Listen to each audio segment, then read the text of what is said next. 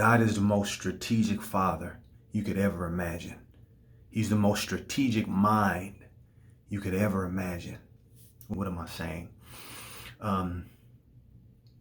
God will find you where you're planted. You may be planted in politics. He'll find you in politics. You may be planted in race relations. He'll find you in race relations. You may be planted in,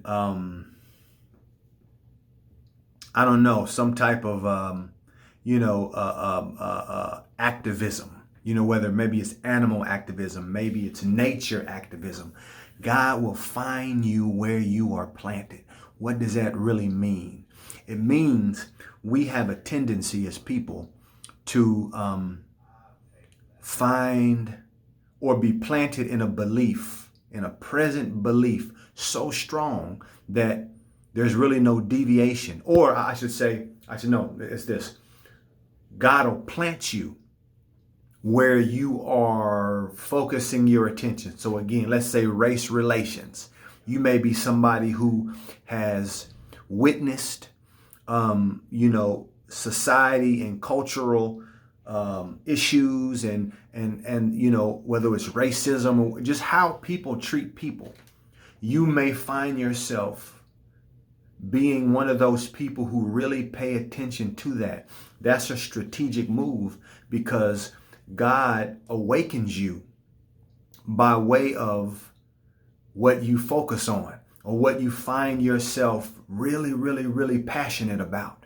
And contrary to popular opinion, he gives you that passion. He allows you to have that passion so that you can awaken from one state into a new state. I say this all the time. Awakening leads to awakening, to awakening, to awakening. Don't be afraid of the term. What that means is spiritually, it means that in order for us to reach God, in order for God to get to us, we have to become aware of something that we presently wasn't aware of.